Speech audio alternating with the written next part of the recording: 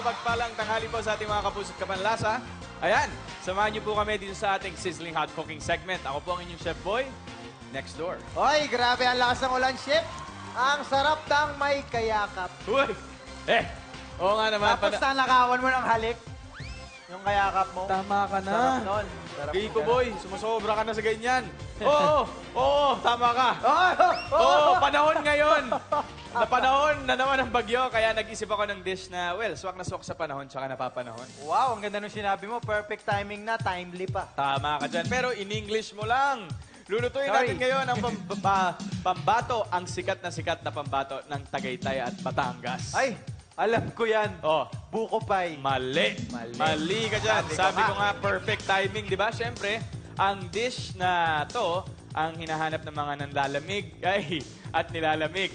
Pag natikman mo, talaga naman ikay mapapawaw sa sarap ng sabaw nito. Ito ang Belalo, ang bulalo ng mga gwapo.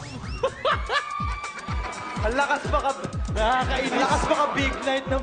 Ang bulalo ng mga gwapo. Okay, ito na. Simulan na natin ang Belalo. Kaya ito. Tama para sa akin yan. Bulalo.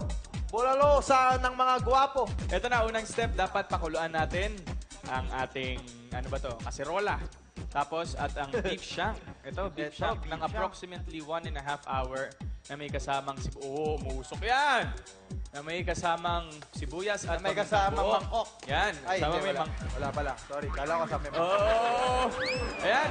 At pamintang buo. Pero, syempre, nag-ready na tayo niyan since pressure cooker ang ginamit natin. So, pag pressure cooker, mga 30 to 45 minutes lang yan.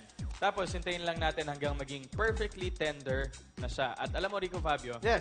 kaya siya tinawag na bulalo ng mga gwapo. Dahil, no stress ang pagluluto nito. Kalahin mo, wala masyadong effort. Kailangan lang patience. Bagay na bagay talaga sa kagwapuan ko. Grabe talaga, Jen. Rico Boy. May tipong sa katagalan, saka lalo sasarap. Pag minadali mo, patience. Pasensya na. Matapos ang tagal na hinintay para ma-achieve ang napakalambot na karne, ay ilagay na natin ang mais, beans, repolyo at huling kulo ang pechay. Galit ka ba? Hindi, ilagay sabi, ganyan kami maglagay.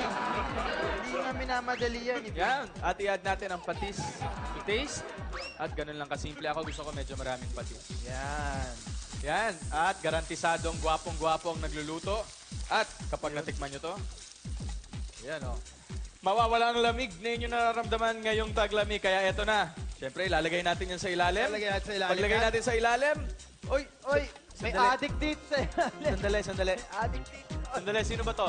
Ito na. Ayun na. Ayun na. Tanggapin nyo ang...